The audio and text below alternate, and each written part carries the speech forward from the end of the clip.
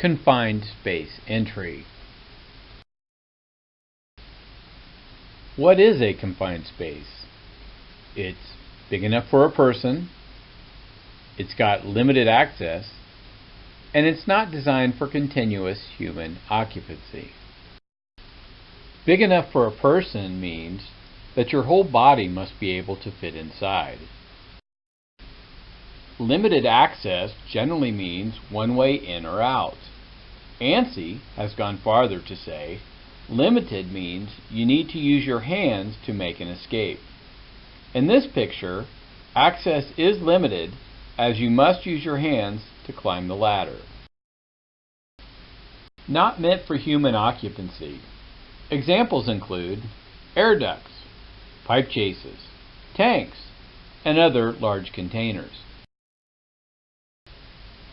Here is a primary basin. Is it big enough for a person? Does it have limited access? Is it meant for continuous human occupancy? This is a confined space. Here is an aeration basin. It's certainly big enough for a person. It's got only one way in or out, and it's not made for human occupancy. However, because access is via a stairway, it is not limited. This is not a confined space. Here we have a wet well. It's big enough for a person, has limited access, and is not made for occupancy. This wet well is a confined space. So you think you have a confined space. What now? Grab this flowchart. It will walk you through the steps to figure out what kind of confined space you have, and most importantly, help you do your confined space entry safely. It starts at the top. Does the space fit the criteria for size, access, and occupancy? If you answered no to any of the questions, then you are not dealing with a confined space, by definition. This doesn't mean there are no hazards.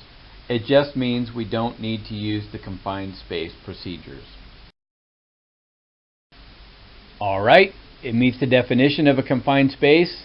Now let's determine, is it dangerous? Does the space meet any of the following characteristics or hazards for a permit-required confined space? Is there an actual or potential hazardous atmosphere? Potential engulfment hazard? Internal configuration that is capable of entrapment or asphyxiation? Any other recognized serious safety or health hazards? Or is the location listed on the permit-required confined space list? Here is an empty clarifier. It meets the criteria for size, access, and occupancy, which makes it a confined space. However, with valves and motors locked out, the space has no hazards. The clarifier may be reclassified as a non-permit required by use of the blue form. When you use the blue form, you still discuss the work procedures with the supervisor and crew, control access to the area, notify SCADA of the entry, enter the space, do your work. Upon completion of the work, tell SCADA and the supervisor, complete the blue form, and submit the completed form. Here is what the blue form looks like. You will notice it's blue in color. Reclassifying the space can be as simple as answering a few questions. So the space cannot be reclassified. This is a permit-required confined space. However, there's one more set of questions you need to ask. Does the space meet both of the following criteria to use the alternate entry procedure? Is the only hazard or potential hazard atmospheric, and that atmospheric hazard can be safely controlled by forced air ventilation? If that answer is yes, You may use an alternate entry procedure. This begins with following the yellow form and includes a discussion of work procedures, controlling access, notification of SCADA. After your work is complete, you again notify SCADA, complete and submit the yellow form. This is the alternate entry worksheet. You will recognize it is yellow in color. By following the instructions on the sheet, which include forcing fresh air into the space, you can safely conduct an alternate confined space entry. If you answered no on the alternate entry questions, you will need to conduct the full-blown confined space entry. This will include harnesses for the entrance, a method of rescue, and the use of the pink form. Here is what the full-blown confined space entry form looks like. We refer to it as the pink form because of its color, which is pink. Notify SCADA before any entry.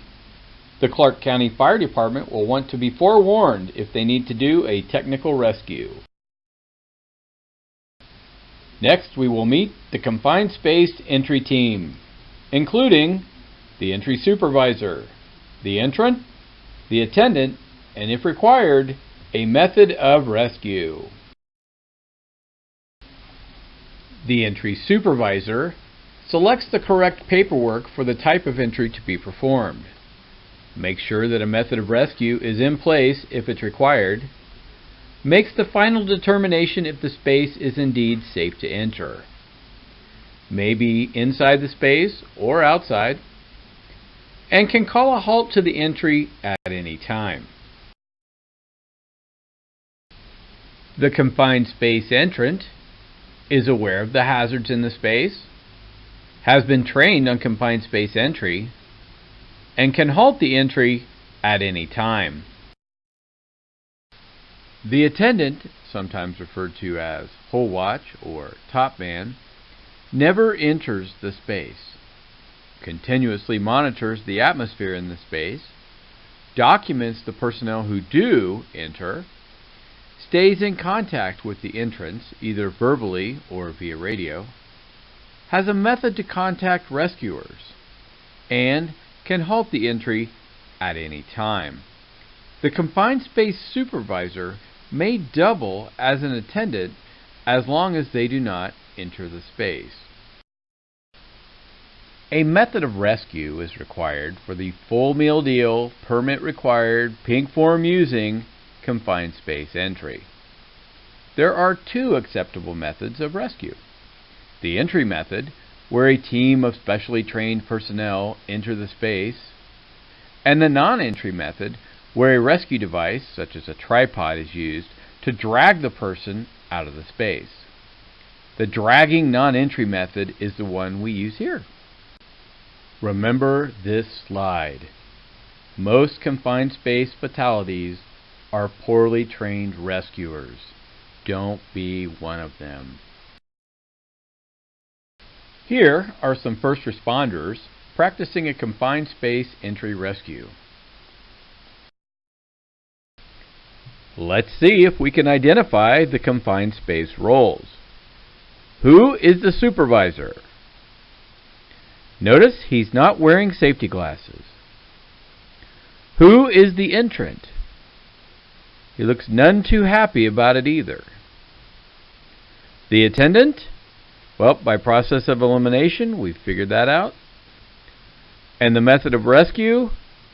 Yes, it's the tripod. Smaller crew this time. Who is the supervisor? I'd say the one that's not hanging upside down. Who is the entrant? I'd say again, whoever that is that's stuffed into the hole. The attendant? The key name of top man will be your clue. The method of rescue? It may require some sort of trouser tugging. Last one, this could get messy. Who is the supervisor? And why is he so unhappy? Who is the entrant? And what kind of PPE is that? A shower curtain? The hole watch? Well, seems to be watching the hole. And a method of rescue does not seem to be required. Now let's look at some hazards that can generally be found in confined spaces and their control measures. Number 1, lack of oxygen. A lack of oxygen can happen when airflow is not enough. To fix it, force more air in and exhaust more air out. Number 2, too much oxygen. This hazard is rare, but once it appears, the chance of fires or explosion is much greater. Number 3, toxic atmosphere. Remaining gas or chemical in a confined space can create a toxic atmosphere. The key to avoiding a toxic atmosphere is adequate exhaust and cleanup. Number 4, hazardous chemical exposure. Hazardous chemical exposure can happen if a lockout-tagout procedure is not implemented. It can also happen when there is still remaining hazardous chemical left inside. Again, make sure the space is clean. Extreme temperature. It can be a very low temperature or a very high temperature. Stop any heating or cooling that impacts the space. Number 6, fire and explosion. Remaining flammable gas or liquid in the space can easily ignite and may cause an explosion. To avoid this, measure the flammable gas or vapor level. Number 7, uncontrolled energy. Chain reaction is one of the possible causes that may present this hazard. Check this possibility from the safety data sheet. Number 8, engulfment. An unintended flow of solid or liquid can happen if a lockout-tagout procedure is not correctly done. Number 9, slips. Slip and fall hazard can exist if remaining liquid or solid is left. Cleanup is a must. Number 10, falls. Fall on the same level and a fall to a lower level can happen. Number 11, falling objects. Work tools that you bring into the confined space can cause a falling object hazard. Number 12, struck by. Piping inside a tank and ladders are examples of common objects that can injure you. Wear a hard hat. Number 13, electric shock. The use of electric power for confined space work is usually the source of an electric shock hazard. A ground fault circuit interrupter should always be used. Number 14, excessive heat. Due to its nature, excessive heat in a confined space will commonly occur. Avoid direct sunlight where possible. Specifically, here are some hazards that we have to deal with at the WPCF. Hydrogen sulfide, methane gas, liquid flow, rotating equipment, electric shock. Can you think of any others? Hydrogen sulfide, or H2S, is a common hazard in the wastewater and sewer industry. OSHA limits exposure to less than 10 parts per million per day. It can commonly be found in the primaries and in the thickeners. Use ventilation to eliminate this hazard. Methane gas. Yes, we have that. And actually about 12 factories that make it all the time. Digester gas is mostly methane and must be treated the same as this flammable explosive substance. Liquid flow. Though most of our facilities are so massive that engulfment would take a very long time, places like the fine screen channels could fill up in seconds. Lockout-tagout is essential to avoid this hazard.